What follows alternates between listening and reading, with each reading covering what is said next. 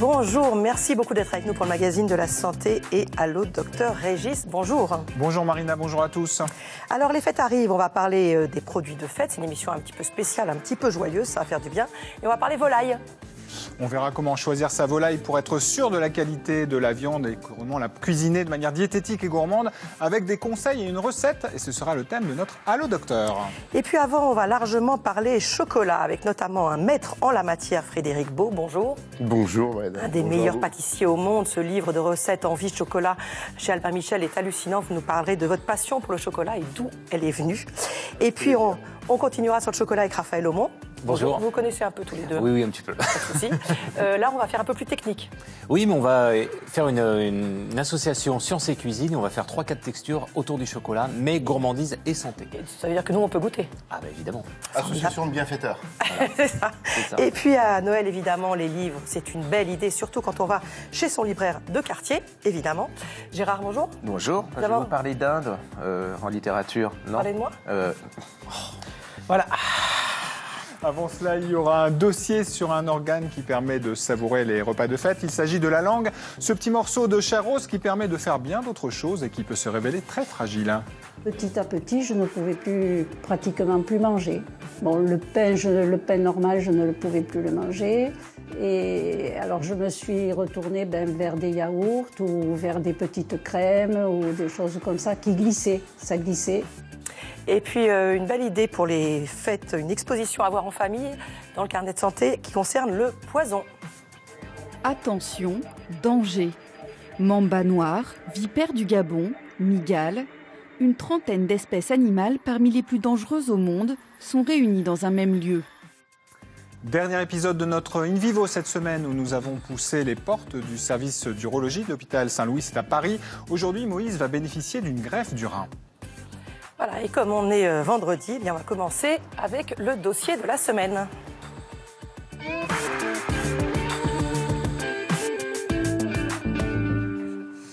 Elle nous donne le goût des aliments, nous permet de parler, de manger, de faire la grimace et de faire bien d'autres choses, comme le dirait Régis. Nous la sollicitons en permanence et pour cause. Ce petit bout de chair rose est l'un des organes les plus importants de notre corps et le plus puissant aussi. Vous allez nous en parler puisque vous avez l'air de bien connaître tout ça. Oui, effectivement, un organe puissant puisqu'il est activé par 17 muscles qui vont tous s'attacher au niveau de l'os hyoïde, un os qu'on a au fond de la gorge. Vous avez reconnu ce qu'on appelle l'oropharynx avec le nez ici et puis les dents et la langue. Donc une langue qui est très puissante qui va permettre effectivement d'avaler. Alors, on va revenir sur ces muscles de la langue. Voilà. Qui vont repousser les aliments et les liquides vers l'arrière de la bouche. On vous a schématisé ici le bol alimentaire au moment de la déglutition. Elle est recouverte de milliers de capteurs sensoriels qu'on appelle les papilles gustatives. C'est l'organe du goût par excellence. Elle nous permet donc de savourer des délicieux mets, de parler aussi parce que la langue module les sons émis par les cordes vocales. Suivant sa position dans la cavité buccale, elle permet d'articuler les voyelles ou les consonnes et de faire plus ou moins résonner la voix. Et puis il y a une autre fonction essentielle à cette langue, c'est celle de nous permettre de respirer, parce qu'en fait dans ces 17 muscles dont je vous parlais, il y en a un qui est très volumineux, qui s'appelle le génioglosse, et il permet de garder les voies aériennes supérieures bien dégagées. Alors on va regarder sur cette animation, parce qu'en fait, donc c'est ici vous avez la langue, quand ce génioglosse est un petit peu fatigué, il a du mal à remonter la langue, et vous voyez que ça obstrue les voies aériennes supérieures, et c'est le cas par exemple dans ce qu'on appelle les gens qui sont atteints de syndrome d'apnée du sommeil, qui ont du mal à respirer quand ils sont allongés. Alors on l'a vu, si la langue nous permet de différencier le salé du sucré, c'est grâce aux milliers de papilles gustatives qui la tapissent. Ces petites aspérités donnent aussi à la langue son aspect caractéristique et c'est pour ça que certaines pathologies qui altèrent les papilles sont en général identifiées par les médecins au premier coup d'œil. On va voir ça tout de suite dans ce reportage signé Clémence Gardeil, Alexandre Delaval, Thierry Oden. C'est bon? Allez-y, alors installez-vous. Je suis assez grande. Ouais, je vais prendre des gants. Il y a 2 ans, au hasard d'une consultation chez sa dermatologue, Geneviève fait une découverte étonnante sur sa langue. D'accord. Ok, tirez-la bien. Donc c'est ça les rugosités que vous sentez. Est-ce que c'est embêtant pour vous, votre langue? Non, mais par moments, c'est un peu trop rugueux. Oui. Oui, vous sentez. Une langue, théoriquement, elle a des papilles qui la recouvrent, ce qui donne son aspect homogène. Et chez certaines personnes, on a en fait les papilles qui vont disparaître, tomber, s'exfolier. en fait, de manière cyclique. Et ça donne ces zones qui sont plus roses, plus lisses, et ça donne cet aspect en carte de géographie. Et en fait, c'est ce qu'on appelle la langue géographique. La langue géographique est une réaction inflammatoire dont on ne connaît pas les causes. La plupart du temps, elle ne génère aucune douleur. C'est pas une maladie, je dirais plutôt que c'est une caractéristique de votre langue. C'est vraiment une caractéristique de l'individu, comme d'avoir les yeux bleus ou les yeux verts. Ok. Bon, Madame Dubois, c'est bénin, c'est vrai que de temps en temps... Moins de 3% de la population a une langue géographique. On la retrouve souvent au sein d'une même famille. Ça ne me gêne pas. Quand je mange, non plus, parce que je ne mange pas épicé. Donc, il y a juste par moments cette épaisseur sur la langue, quoi. Et qui disparaît comme elle est venue, je ne me rends pas compte. Geneviève serait passée complètement à côté de cette particularité si sa dermatologue ne l'avait pas découverte fortuitement. Mais pour d'autres patients, au contraire, cette particularité pose question. C'est normal, je pense, qu'on soit inquiet quand on s'en aperçoit par hasard. Et la bouche, il y a souvent une symbolique importante parce qu'on pense souvent au cancer de la bouche, on pense souvent aux maladies sexuellement transmissibles, on a peur d'être contagieux quand on embrasse ses proches. Donc c'est normal que ça inquiète. Mais vraiment, s'il y a un diagnostic confirmé par un médecin de langue géographique, il faut n'avoir aucune inquiétude. La langue géographique se caractérise par des zones roses sans papilles et des anneaux blanchâtres. Elle est parfois confondue avec d'autres pathologies. Il ne faut donc pas hésiter à consulter. La langue est sujette aux infections bactériennes, aux infections virales ou mycosiques, comme n'importe quelle autre muqueuse du corps. Et les lichens, par exemple, sont des pathologies très courantes de la langue. On va voir ça, vous voyez ça sur votre écran. Il s'agit d'une maladie inflammatoire favorisée par le stress ou le tabac. Et c'est justement la pathologie dont souffre une femme que notre équipe a suivie en consultation au CHU de Tours. Reportage Clémence Gardeil, Alexandre Delaval, Thierry Oden. Ça va dans la bouche? Alors, c'est par poussée. De temps en temps, ça ralentit, la douleur ralentit. De temps à autre, ça augmente. Depuis 1 an, Raymond est traité pour un lichen de la langue. Si la maladie est aujourd'hui sous contrôle, les premiers symptômes ont été très handicapants. Petit à petit, je ne pouvais pratiquement plus manger. Bon, le pain normal, je ne pouvais plus le manger. Et alors, je me suis retournée vers des yaourts ou vers des petites crèmes ou des choses comme ça qui glissaient. Ça glissait. Et puis, après, envelopper la viande hachée et puis l'envelopper dans de la crème fraîche pour que ça glisse, que je n'ai pas à mâcher. J'adore le chocolat. Ah. Et après, je sais bien ce qui m'arrive après. Hein. Oui. Raymond paie très cher ces instants de gourmandise. Le chocolat, comme d'autres aliments, déclenche des douleurs qui l'empêchent de manger normalement. Elle a perdu jusqu'à 7 kilos en quelques mois. Le lichen est une maladie auto-immune. Les défenses immunitaires de la patiente se retournent contre son propre corps. Normalement, on fabrique des anticorps contre les infections. Là, on fabrique des anticorps contre sa muqueuse, tout à fait normal. Et donc, ces anticorps, ils font leur travail, ils vont aller agresser la muqueuse, et donc ça fait l'équivalent d'une réaction inflammatoire. Donc cette ulcération est effectivement très douloureuse. Comme d'habitude, on tire la langue. Grâce aux corticoïdes qu'elle applique localement tous les jours, les lésions sur la langue de Raymond ont presque disparu. Ça va, ça fait pas trop mal. Là. Toujours un peu sensible ou douloureux quand j'appuie. Hein. Il y a des lésions de lichen, donc des érosions, donc une partie de la muqueuse buccale qui est partie, c'est ça qui est douloureux. Cette petite taille, on pourrait presque parler d'afte, parce que c'est vrai que c'est de petite taille, parce qu'elle est traitée. Avant, c'était plus important. Et puis, il y a toute une partie qui est rouge, qui est inflammatoire, qui est sensible. Et c'est ça qui est gênant quand on parle, quand on mange, parce que globalement, c'est l'ensemble de la partie droite de la langue là, qui est abîmée. Dépoussé encore possible, mais là, on voit que c'est en train de diminuer progressivement. Raymond ne guérira jamais définitivement de son lichen. Dans 95% des cas, les symptômes s'estompent grâce au traitement. Et il est important de prendre en charge cette maladie dès les premiers signes. Au bout de plusieurs années, on sait qu'il y a un risque de cancer qui peut arriver, même si ça reste très rare, puisque c'est 1 à 4% des malades qui ont un lichen, donc c'est très rare. Mais c'est aussi une des raisons pour lesquelles il faut traiter. Voilà. Merci bien. Raymond vient à l'hôpital 2 fois par an pour suivre l'évolution de sa maladie. Le lichen buccal est une pathologie rare. Elle touche moins de 1% de la population. Sachez en tout cas qu'une douleur qui persiste à la langue doit toujours faire l'objet d'une consultation médicale. Même chose pour les éventuelles lésions qui peuvent s'y développer. Si elles sont négligées, elles ont plus de chances de s'aggraver, voire de se transformer en cancer de la langue ou de la bouche.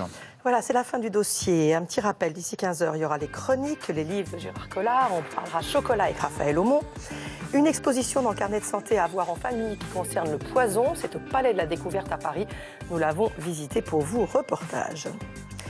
In vivo, pour la dernière fois, nous serons à l'hôpital Saint-Louis à Paris. Les chirurgiens urologues vont aujourd'hui réaliser une greffe de rein sur Moïse.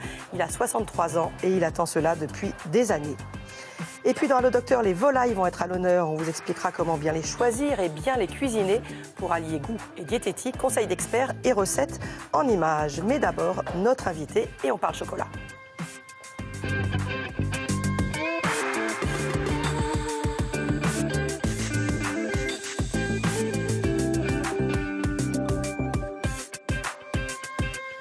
Frédéric Beau, bonjour. Bonjour, madame. Merci d'être là. Bonjour. Pour la dernière émission de l'année 2018, on a voulu donner un avant-goût des fêtes en invitant donc un des meilleurs pâtissiers au monde. C'est bien sûr vous.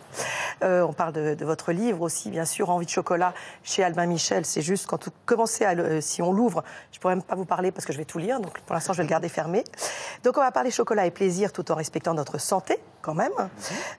C'est Pierre Hermé qui vous a mis qui vous a donné le goût du chocolat. Je crois que c'est résolument Pierre Hermé qui m'a offert une nouvelle image du chocolat. Avant, comme beaucoup de pâtissiers, je faisais des gâteaux au chocolat, noir, blanc, lait, et voilà. Et quand je suis arrivé chez Fauchon avec Pierre, il y a quelques années maintenant, j'ai découvert 15 sortes de chocolat noir dans le laboratoire. Et j'ai découvert que le monde du chocolat était bien plus vaste et bien plus riche que ce que j'imaginais avec ma toute petite vision de l'époque. Mais c'est vraiment Pierre, oui, qui nous a, parce que je ne suis pas seul, il a marqué une vraie génération dans cette culture du chocolat qui occupe notre métier. Alors vous êtes, si on veut vous présenter complètement, vous êtes un des acteurs principaux de l'école du Grand Chocolat. Alors je vais vous le dire, parce que vous n'allez pas oser, parce que vous êtes un petit peu humble. L'école du chocolat, c'est à peu près 800 professionnels par an qui y passent de tous les endroits du monde. Et puis, c'est un lieu incontournable de l'excellence de la pâtisserie du chocolat. Et puis vous avez été l'inventeur de quelque chose de surprenant, c'est que je connaissais le chocolat noir, on connaît tous le chocolat blanc, et vous avez inventé le chocolat blond. C'est quoi cette histoire ? Oui, c'est une histoire rigolote, inattendue.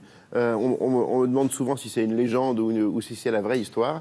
Mais la vraie histoire, c'est que j'étais au Japon pour faire des démonstrations, comme j'ai l'habitude de le faire. Et puis, j'avais mis à fondre beaucoup de chocolat blanc pour faire une pièce en chocolat, le thème de ma démo étant le blanc. Et en fait, dépassé par le temps, j'ai oublié ce chocolat dans un lieu tout à fait improbable, là j'en garde le secret, qui fait que, exceptionnellement, le chocolat blanc qui d'habitude brûle à la maison chez vous, au four micro-ondes ou au bain-marie, eh bien là, le chocolat y est resté plus de 5 jours, il n'a pas brûlé. Et quand j'ai découvert mon cul de poule avec le chocolat blanc, eh bien, il avait une couleur magnifiquement blonde, mordorée. Ça sentait la confiture de lait très fort dans cet endroit. Et sans faire exprès, parce que c'est le cas de le dire, j'ai j'ai découvert le chocolat blond. Et donc, c'est un goût merveilleux. Et en plus, c'est un champ des possibles assez incroyable pour les pâtissiers, particulièrement à Pâques, on le voit dans les vitrines, où on a en fait la 4e couleur. Donc, un 4e goût et surtout une 4e couleur tout à fait naturel. Et par rapport au chocolat blanc, donc il a quoi comme type de goût ? Il est en fait dulcé, complètement, confiture de lait, caramel. C'est ce qu'on appelle la réaction de Maillard. Donc le chocolat n'a pas brûlé, il a lentement maillardisé. Donc ça développe ce qu'on appelle des notes pyraziniques, pain grillé, brioche grillée, etc. C'est assez addictif. J'essaye de me limiter. Vous le dites avec une certaine gourmandise. C'est presque comme mon pantalon. Mais non, c'est vraiment une très belle découverte. Ce serait mentir de dire j'ai rêvé de faire un chocolat blond, donc on a travaillé 6 ans. Mais les ingénieurs de Valrhona ont travaillé pendant presque 6 ans pour reproduire cette erreur et faire en sorte qu'elle soit disponible pour tous les artisans pâtissiers chocolatiers de la planète. Et c'est un vrai succès. Il faut bien préciser que chez nous, on le prend surtout en pâtisserie, le chocolat, oui. Mais il y a beaucoup de pays où c'est dans des plats salés. Tout à fait. Comme je le dis souvent, dans notre prisme d'occidentaux, le chocolat fait penser au sucre, à la douceur. Et j'étais il n'y a pas longtemps au Belize pour la première fois, un merveilleux pays, dans une famille maya. Et en fait, le papy de 82 ans, Pablo, m'a reçu en train de griller des fèves de cacao. Et sa femme nous a concocter un plat le soir avec du poulet, avec du chocolat, des épices, etc. Et c'est vrai, quand on va au Mexique ou dans ces pays-là, le chocolat n'est pas seulement réduit à la douceur, il a un champ des possibles et un champ créatif bien plus vaste que nous. Et donc moi, j'aime beaucoup, beaucoup la cuisine au chocolat. J'en ai fait un livre d'ailleurs, professionnel, un gros pavé de 450 pages, où le chocolat est l'ingrédient protagoniste, parce qu'il n'est pas nécessairement sucré, le chocolat. Et quand il est sucré, il donne des plats aigres-doux qui sont aussi très intéressants. Alors quand on parle chocolat, on pense gourmandise, on pense voire même excès. Ça ne vous a pas échappé, on est quand même dans une émission de santé. Est-ce que vous avez l'impression qu'en pâtisserie, en chocolat, on pourrait avoir ce que Gagnère appelle, je crois que c'est Pierre Gagnère qui appelle ça, une gourmandise raisonnée? C'est-à-dire qu'en fait, des pâtisseries du chocolat avec moins de graisse, moins de sucre, est-ce que c'est possible? Et est-ce que ce n'est pas une gageure pour vous? Alors, la gourmandise raisonnée, c'est en effet quelque chose que j'ai découvert à travers une conférence de Pierre Gagnère il y a longtemps maintenant. Il ne parlait pas de gourmandise raisonnée, il parlait d'une forme de responsabilité que les cuisiniers, les artisans de bouche devaient avoir. Il invitait dans sa conférence les artisans, les cuisiniers à revisiter leur mode de pensée, à revisiter leur façon de concevoir, à se reposer la question, faut-il vraiment tout ça pour ça? Et force est de constater que Brillat-Savarin parlait dans la physiologie du goût du fait que la gourmandise devait être selon lui un acte raisonné. On est dans un magazine de santé, n'est-ce pas? Et donc, je crois que c'est page 378, Brillat-Savarin explique que la gourmandise doit être un acte impérativement raisonné qui doit impérativement prendre soin des organes de nutrition. On était à une époque où la gourmandise n'était pas très raisonnée, mais je pense, moi ça fait 10-12 ans que je travaille sur cette notion presque d'ambivalence, parce que quand on dit gourmandise et raison, non, ça ne matche pas. Et en fait, ça matche extrêmement bien. Les cuisiniers, Pierre Gagnère en est un bel exemple d'avoir pu montrer que la gourmandise, c'est pas nécessairement du gras à tous les étages. Les sauces au beurre, on n'en fait presque plus. Elles sont à la crème fleurette montée, etc. Et en pâtisserie, je travaille depuis une douzaine d'années sur cette notion de raison et de gourmandise. Et en fait, on a des surprises merveilleuses. Il faut juste simplement s'inspirer d'un proverbe japonais que j'aime beaucoup, qui invite à changer ton point de vue pour changer de point de vue. Et dès lors qu'on a ça en tête, on se rend compte qu'on a toujours fait comme ça, c'est pas par hasard. Eh bien, c'est caduc. Et que là, on peut découvrir une autre gourmandise plus bienveillante de notre petit corps. En même temps, le chocolat, ça a quand même des vertus nutritionnelles. C'est intéressant. On le trouvait même en pharmacie à une époque. Le chocolat, exactement. Merci de le dire, Marina. Le chocolat, il est en pharmacie. On lui voue, j'allais dire on lui vouait, non, on lui voue toujours énormément de bonnes choses pour notre corps, du magnésium, du fer, des vitamines, des polyphénols maintenant, découvertes. Et le chocolat, en fait, en lui-même, dès lors qu'il est peu entouré de sucre, et pas trop de lait, de gras et de jaune d'œuf et de crème montée, le chocolat est quelque chose de parfaitement sain pour la santé et voilà, à consommer avec modération. C'est bon pour la santé, mais on ne peut pas manger 3 tablettes devant la télévision le soir. Mais la responsabilité de nous, les chefs, c'est de faire en sorte que le chocolat reste quelque chose de bon pour son corps et quand même bon pour la santé. Je trouve que moi, je vis ça en tant que chef comme une vraie responsabilité. Et je travaille beaucoup avec mes équipes dessus. Et les vertus antidépressives du chocolat, c'est vrai ou c'est un mythe?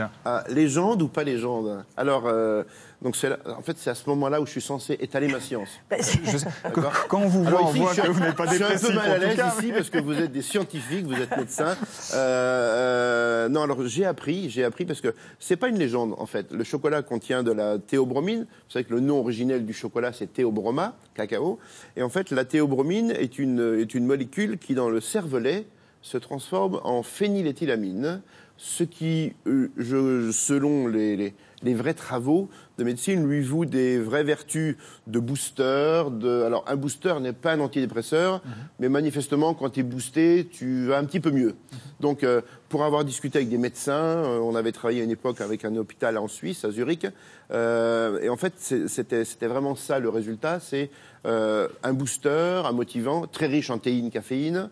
Donc, moi, j'ai une amie, elle mange 3 carreaux de chocolat le soir, elle ne s'endort plus, parce qu'elle est extrêmement sensible à ça. Donc, Antidépresseur, non. Un bon booster qui fait voir la vie en rose, oui.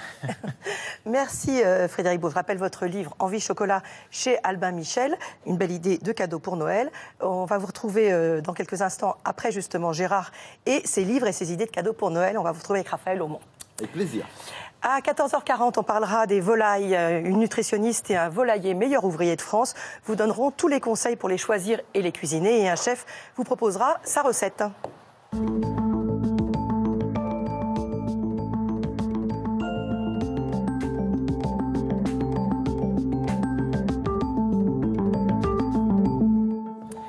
Voilà, ça ce sera à 14h40. Dans quelques instants, on continuera à parler donc chocolat avec Raphaël Aumont et Frédéric Beau. Raphaël, bonjour, vu évidemment, ça sera plus le côté chimiste. Voilà, on va expliquer les C'est recettes. normal. On commence avec Gérard et ses livres. Bonjour Gérard. Oui, bonjour, ça va? Oui. On n'a pas le temps, hein, c'est la dernière émission de l'année, Tout donc va bien, j'ai jamais Gérard. le temps dans cette émission. Gérard, tout va bien. Donc, juste, je voulais faire, si on pouvait faire un petit cadeau. Il y a une association qui m'a contacté, qui sont des gens formidables. Ils sont à peu près 70 et ils ont édité. L'association s'appelle Up Down. Et ils ont édité un calendrier dans lequel il y a des vedettes de la télé, du sport et tout, qui ont fait à chaque mois, qui ont mis leurs photos. Et ça, c'est une association qui essaye de mieux intégrer les gens qui ont une différence, comme la trisomie, par exemple, de mettre en relation tout ce qui est professionnel avec les gens qui ont des... Voilà, c'est... Allez-y, parce que personne n'en parle, ils sont un peu désespérés. Et c'est des gens, c'est tout simplement de la solidarité, de la générosité. Bien sûr. Allez-y, c'est très, très, très sympa. Et puis il y a des photos, moi je trouve qu'elles sont adorables. Regardez, j'adore cette photo, c'est super sympa. Oui, bien sûr. Hein, donc allez-y, ça s'appelle Up Down et vous avez un site internet, on vous le mettra, vous pourrez, c'est pas cher en plus, vous faites une bonne. Et puis ça leur permettrait d'avoir des maisons et tout qui sont adaptées aux trisomies. Bien sûr, très bien. Qu'est-ce que alors on va allez, on va commencer par ça. Ah bah oui, mais j'ai pas le temps. Donc ça c'est le dernier polar de l'année, c'est Tim Villox, c'est La mort selon Turner, c'est chez Sonatine. Alors Tim Villox c'est un immense écrivain anglo-saxon, il a écrit La religion, si vous ne l'avez pas lu, c'est en pocket, c'est absolument faramineux. Là on est ça n'a rien à voir avec la santé, hein, je vous le dis tout de suite. C'est la dernière émission, donc je me suis dit, je vais pas me casser non plus. Voilà. Mais ça a à voir avec le peintre? Pardon? C'est pas Turner le peintre? Ah non, rien à voir. Alors on est en Afrique du Sud, il y a le fils d'une riche famille de Sud-Africains qui est en voiture, il rentre le soir, il va renverser une jeune noire. Au lieu de s'arrêter et de l'aider, il va partir parce que c'est pas un courageux. Il a une mère alors qui est propriétaire de mines énorme en Afrique du Sud et elle va essayer de protéger son fils. Donc elle va. Alors il y a un personnage de mère absolument extraordinaire. Hein, c'est-à-dire que elle vraiment elle veut protéger, elle est prête à tout. Alors en Afrique du Sud, on essaye de corrompre, donc elle va déverser de l'argent. Elle va presque réussir, sauf qu'il y a un inspecteur qui s'appelle Turner, qui est black, et qui dit ça va pas se passer comme ça. Et il va rentrer en opposition avec cette femme, en frontale. Alors vous allez retrouver, c'est comme un polar, parce que vous allez retrouver dans le désert avec les mines, il y a des meurtres, de la corruption, il y a des assassins, enfin, il y a plein de choses. Et puis ces deux personnages, j'ai adoré parce que c'est pas, si j'ose dire, noir et blanc. C'est-à-dire que cette femme, on peut presque avoir de l'empathie parce qu'on comprend pour son fils, et puis lui, on peut avoir aussi de l'empathie, mais il y a autre chose. Donc psychologiquement c'est hyper bien fait, puis c'est surtout vous allez partir en Afrique du Sud. Alors c'est pas l'Afrique du Sud des plages, voilà, du soleil et tout. Non, c'est vraiment vous êtes au fond de l'apartheid, du racisme, des afrikaners et tout. C'est absolument. Alors je sais pas ça si vous êtes une mamie qui aime, vous savez un peu le langage châtié genre Académie française, c'est pas ça parce que là on rentre. Non mais c'est une constatation.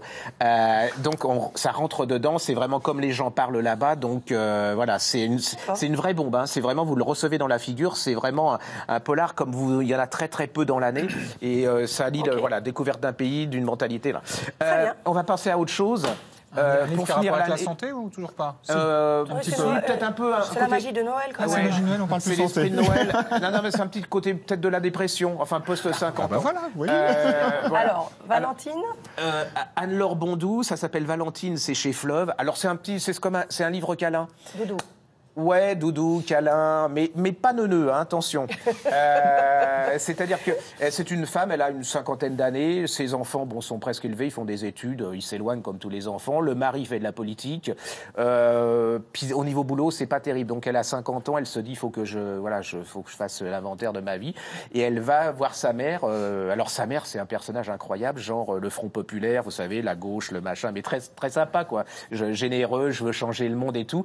Et là, la mère, elle est un peu mal en ce moment, entre ses idées, ce qui se passe et tout, elle est pas très très bien.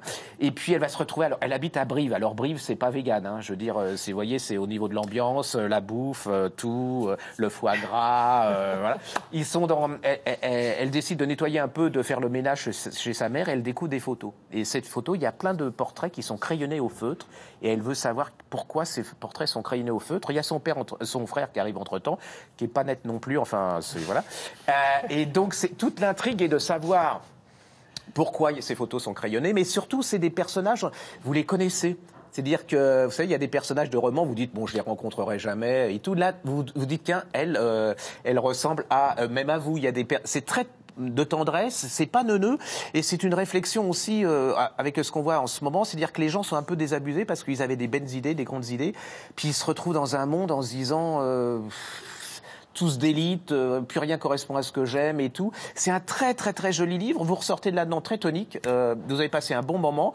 Vous êtes au fond de votre lit après Noël. Vous digérez, vous lisez ça au chaud. C'est super bien. Hein, voilà. Ça vous va? C'est très bien. On continue? Oui, on continue.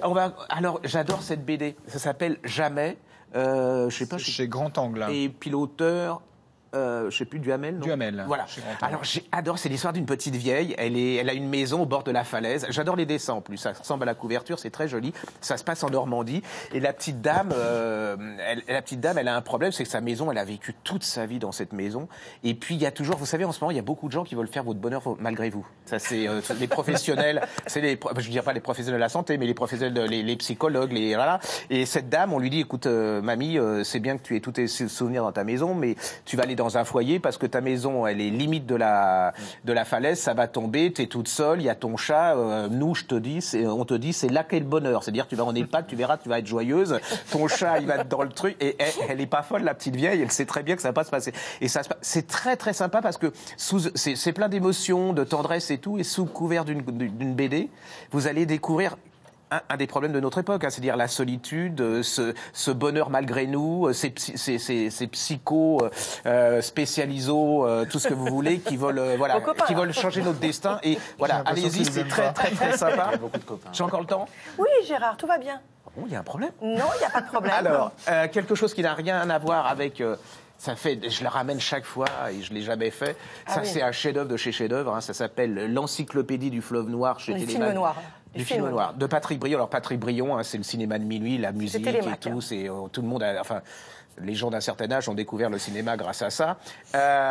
Lui, alors le film noir, c'est quoi? C'est un mixte entre le film de gangster, le film social, vous savez, et puis le film d'ambiance. C'est-à-dire qu'à travers ces films, alors ça commence, il y aura 2 tomes.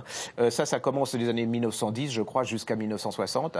Et vous avez, alors ça, c'est génial, ça vous donne envie d'aller streamer, d'aller voir les films. C'est toute une histoire des États-Unis, avec plein de films inconnus. Il y a des affiches. Il y a des photos absolument extraordinaires. Et c'est une histoire des États-Unis à travers les films.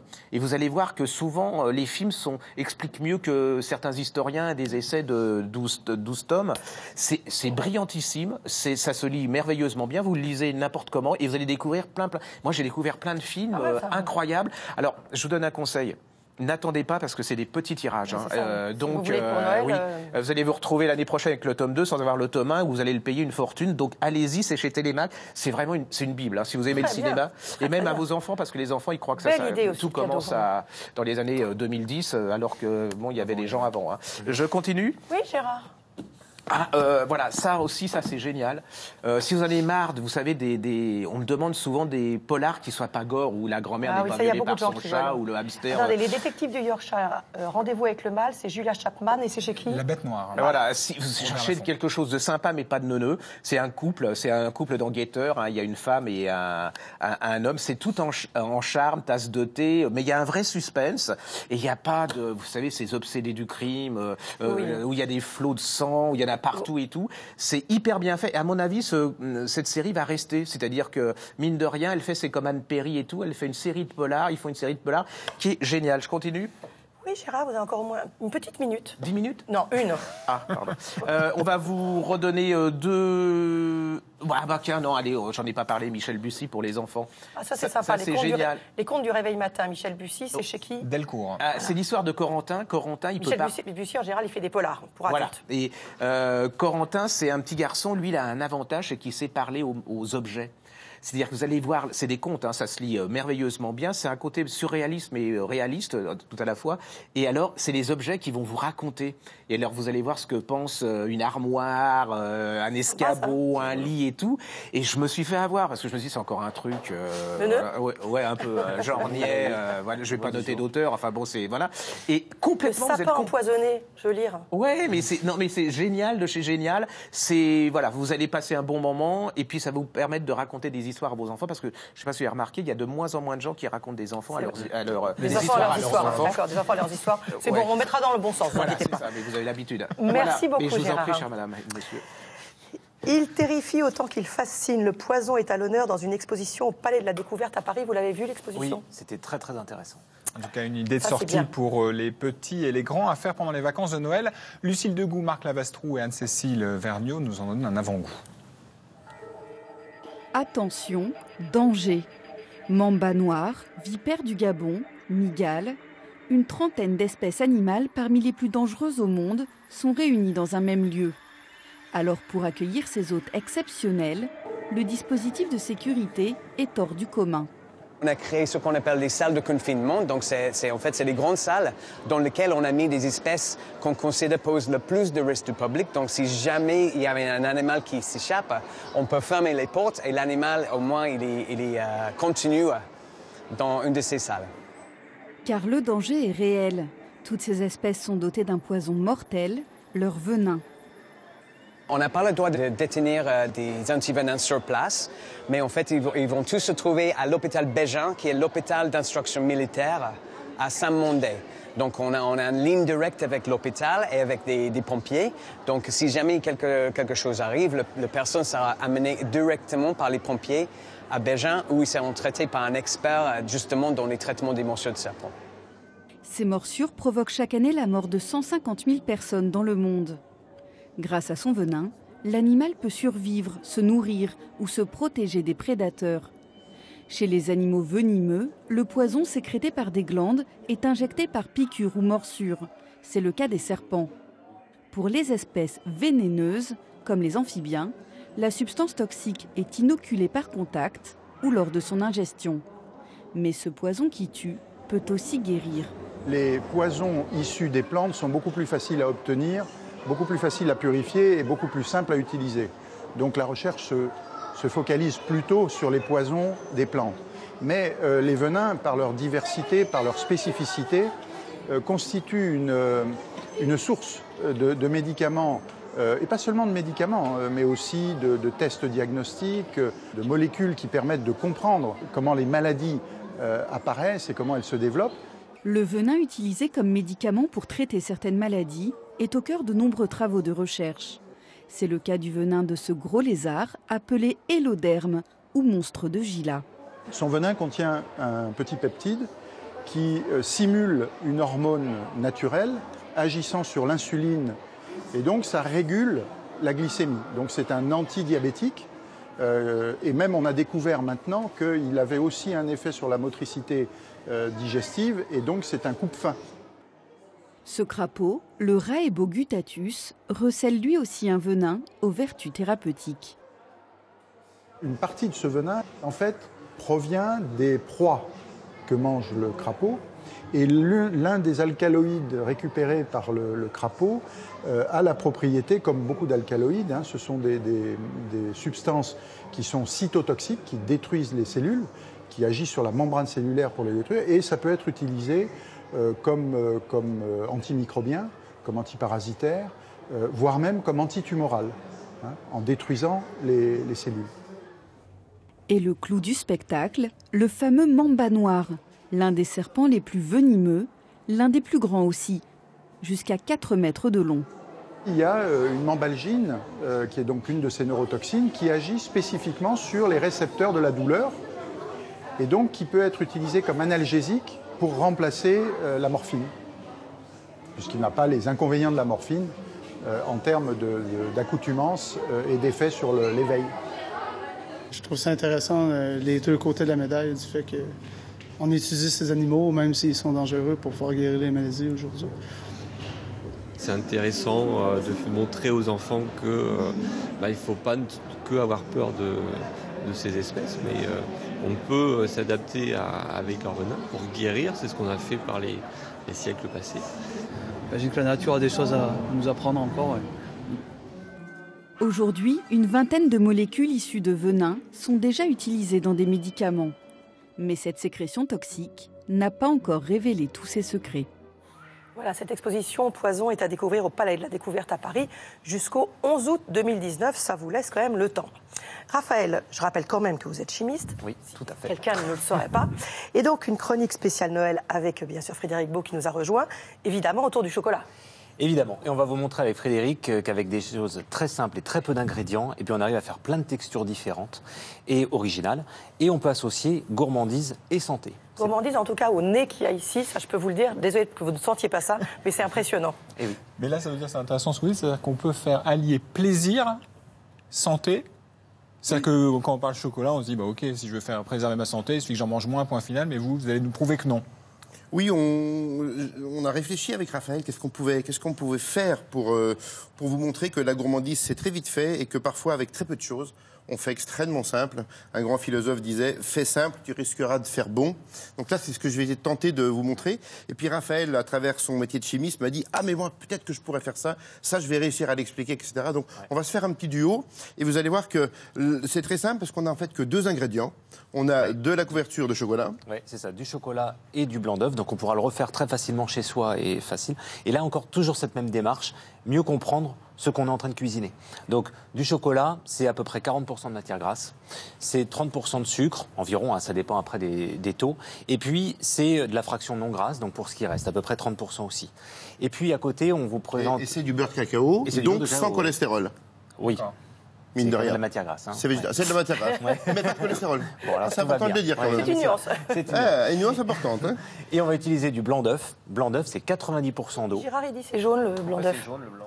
Alors, parce que voilà, ça c'est aussi un débat, mais il est blanc quand il cuit. Voilà, il est translucide, jaunâtre, cru, mais de vraiment du blanc et opaque quand il est cuit. Donc 90% d'eau, 10% de protéines. 90%. Et voilà, les protéines. Et finalement, ces protéines, on le voit ici d'ailleurs, ça permet de faire mousser. Ces protéines, comme d'ailleurs l'a dit Gérard, c'est-à-dire que quand on va le cuire, ça va devenir un blanc d'œuf cuit et bien blanc. Donc c'est des protéines, c'est des pelotes de laine un peu qui vont pouvoir à la fois changer la texture, faire mousser. Et donc là on a de l'eau, du gras, des agents moussants, des agents qui vont permettre de durcir. Donc on a plein de belles choses là en chimie pour faire des textures rigolotes. Aucun ça c'est sûr. Ah, non. On commence avec la mousse au chocolat ? Oui, un grand classique. Bah oui. Alors là, Frédéric, tu m'arrêtes si je me trompe, mais d'abord la recette classique peut-être. Voilà.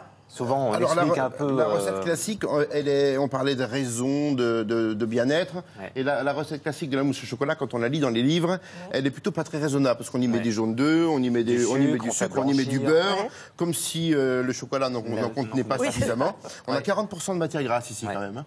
Et c'est vrai qu'on rajoute souvent du beurre, on dit non mais c'est pour la texture. On rajoute, oui, c'est pour la texture. Et là, vous allez voir que pour la texture, en fait, il y a besoin de strictement rien. Le mieux est l'ennemi du bien. Donc, en fait, Marie-Hélène, on va pas faire que la mousse chocolat. On va démarrer d'ailleurs par quelque chose qui n'est pas du tout une mousse, et vous allez voir, on va jouer un peu les Arturo Brachetti. C'est-à-dire avec ça, moi je dis ça comme ça. Voilà. Je ne sais pas pourquoi d'ailleurs ça me vient l'idée, mais en tout cas c'est impressionnant comment avec un petit mélange très simple, une belle émulsion dont... voilà. Donc Frédéric, pendant qu'il œuvre, on parle d'émulsion. De l'eau. Donc ça, c'est le chocolat fondu. Hein. Alors ça, chocolat fondu. Donc on va dire que c'est vraiment un corps gras. Il est à peu près à 50-55 degrés. Ouais, c'est important parce que les blancs sont à température ambiante. On prend des blancs frais, des œufs cassés frais. On prend des œufs bien frais puisque on va manger ça frais comme une mousse chocolat dite grand-mère. Hein.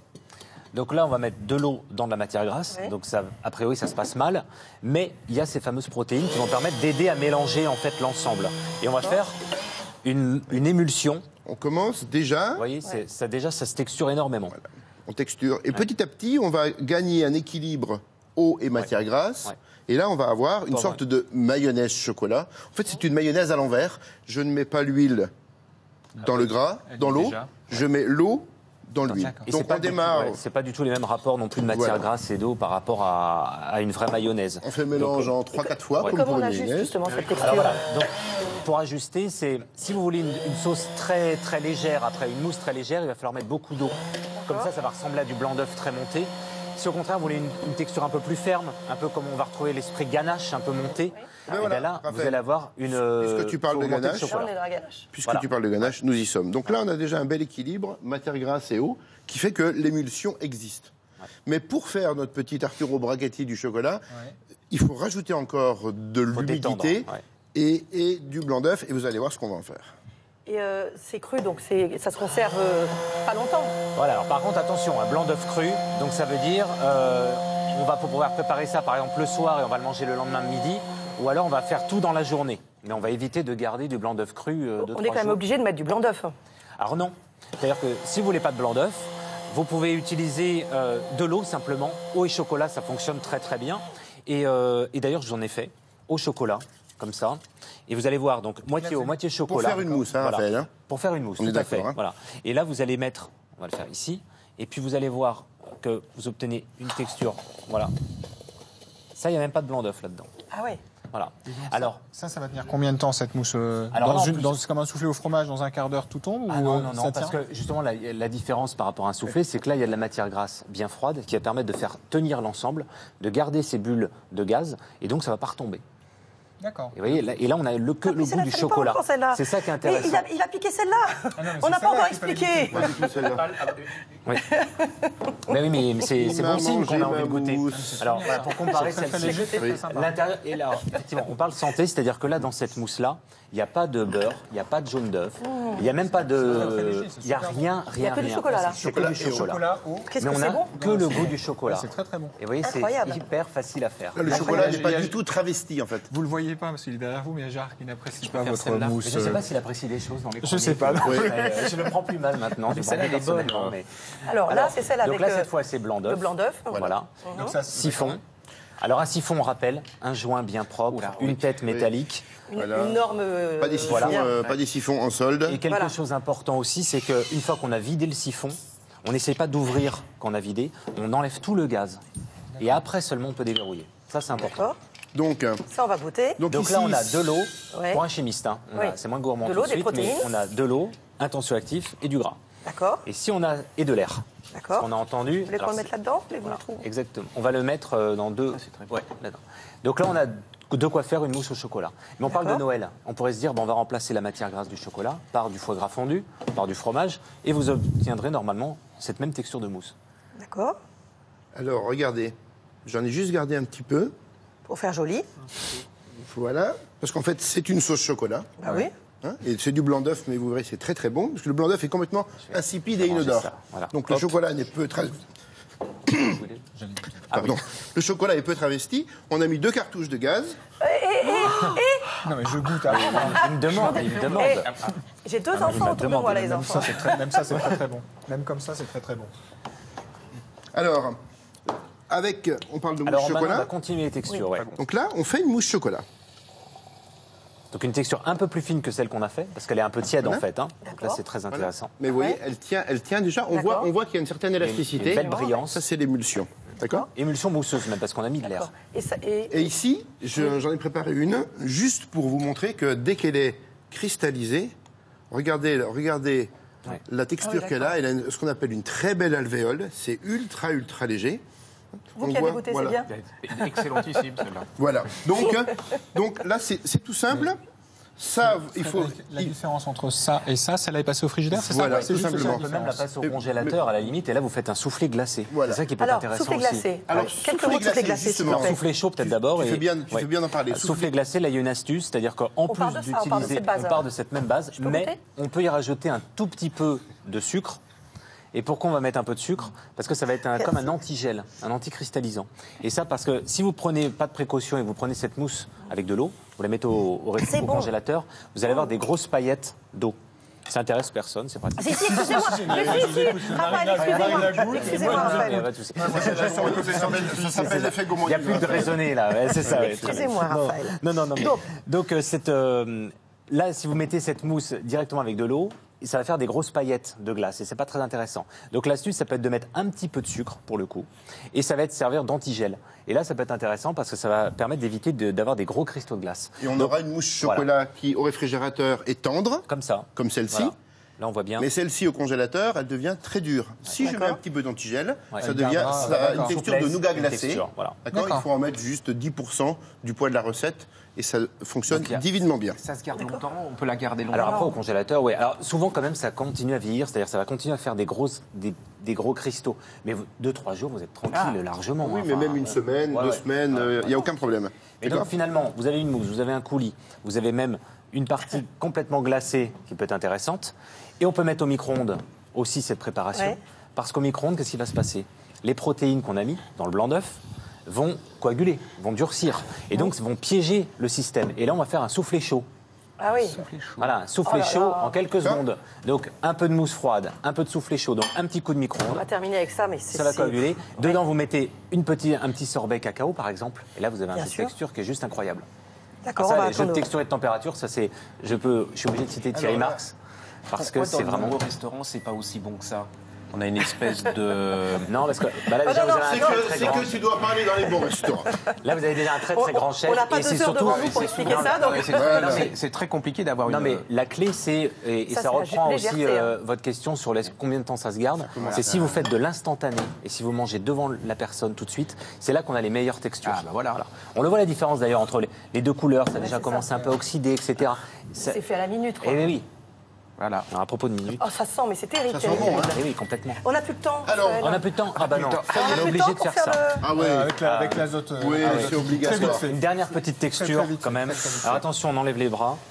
Enfin, on enlève les bras. Donc ça, c'est de l'azote liquide. Alors ça, c'est de l'azote liquide. On prend moins 180 degrés. La mousse chocolat. Je trouve ça génial. On va y mettre. Regardez. Et là, on va petit bain glacé. Ça va être presque un vulcano en fait. Cœur coulant. C'est vraiment quelques onctueux. Et à l'extérieur. Alors normalement, c'est quand même lunettes, blouse et gants. Bon. Là, on n'est plus trop dans les normes. Vous me dites ça après. Et pendant que Raphaël est en train de faire la quenelle croquante, moi je prends et je démoule le petit gâteau. Et on peut taper, et normalement, c'est cœur moelleux à l'intérieur. Et attention. Et voilà, regardez. Et le tout en 3-4 minutes chrono. Terrible. Que du chocolat, écoutez, gourmandise. Vous êtes incroyables tous les deux. Merci beaucoup. Je rappelle votre livre, Frédéric Beau, Envie chocolat, chez Albin Michel. On passe tout de suite à In Vivo.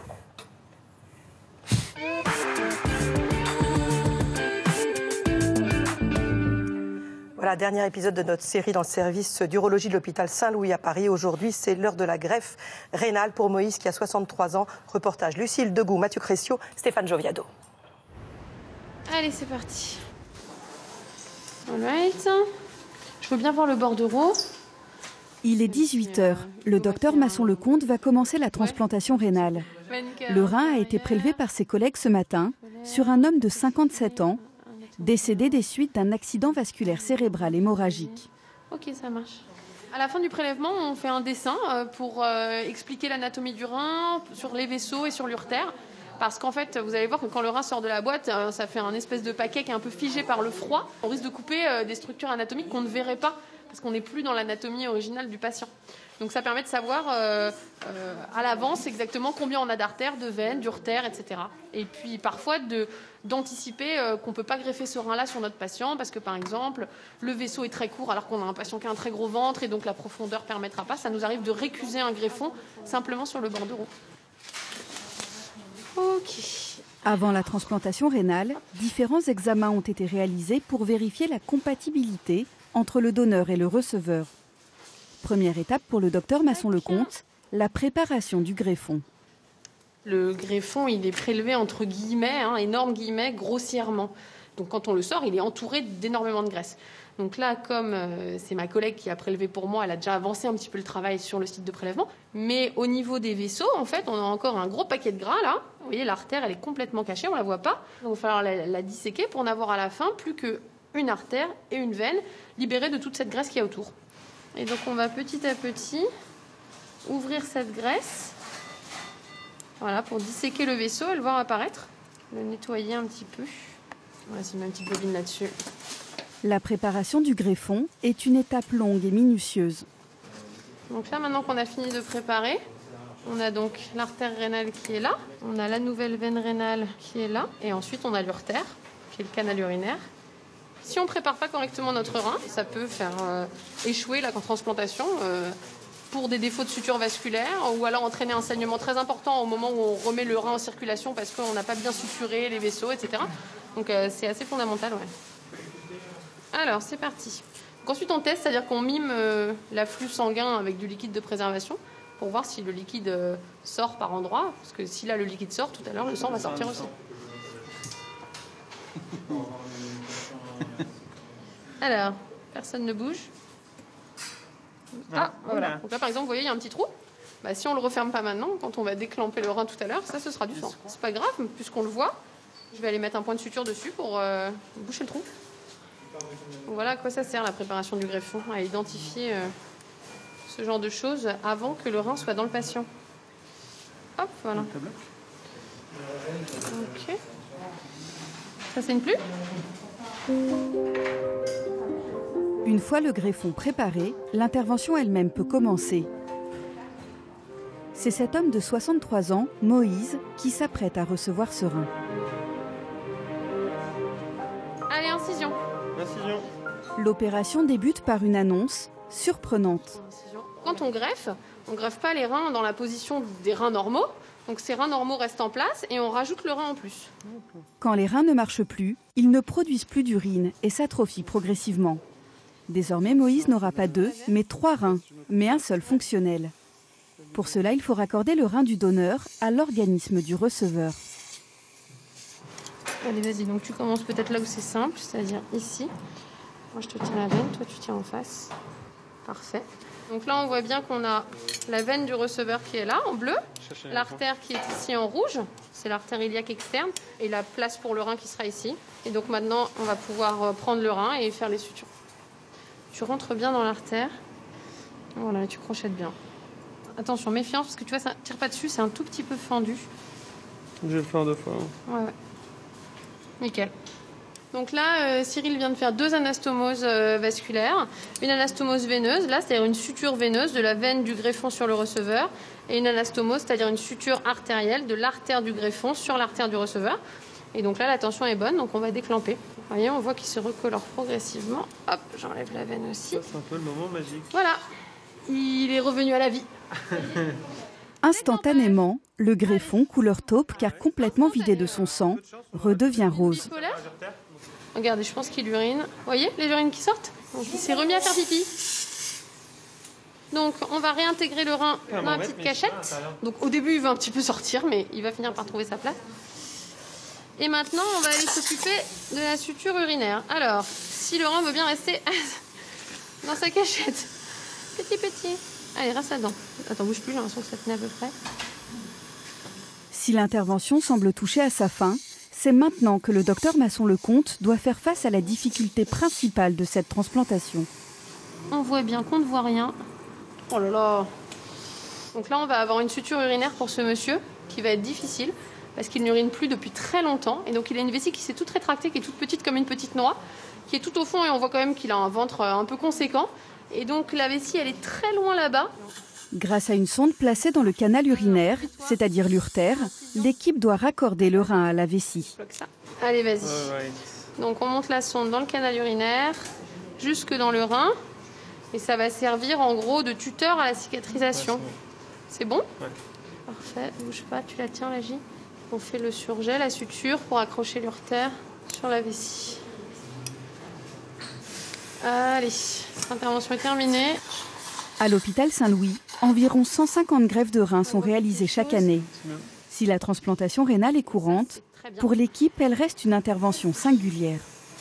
On sait qu'on rend un énorme service au patient, puisqu'il ne va plus avoir à être accroché à une machine de dialyse 3 fois par semaine. Une énorme amélioration en termes de qualité de vie. Et puis, ça change complètement son espérance de vie, parce que l'espérance de vie en dialyse, elle est fortement raccourcie. Dans quelques heures, Moïse va réapprendre à vivre avec un rein qui fonctionne. Mais il devra prendre des médicaments anti-rejet toute sa vie. À 22h, la transplantation rénale est terminée. Le docteur Masson-Lecomte a enfin fini sa journée. Pour cette jeune maman, cette vie de chirurgienne n'est pas toujours simple.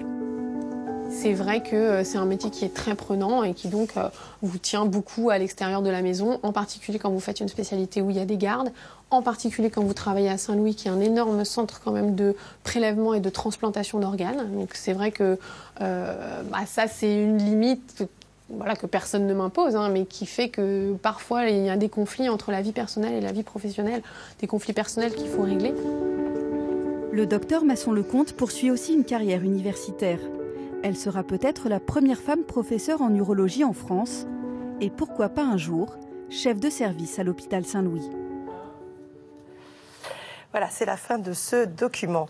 Un petit appel à témoins. Oui, dans le cadre d'une prochaine émission, nous nous intéressons à l'impact de la maladie et de ses traitements sur la sexualité.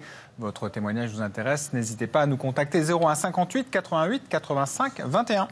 Voilà, et vous ne bougez pas dans quelques instants, on va parler des volailles. Pour répondre à vos questions, le docteur Corinne Chiche-Portichaillache, qui est médecin nutritionniste. Bonjour Corinne. Bonjour. À vos côtés, Romain Leboeuf, qui est meilleur ouvrier de France, boucher volailler.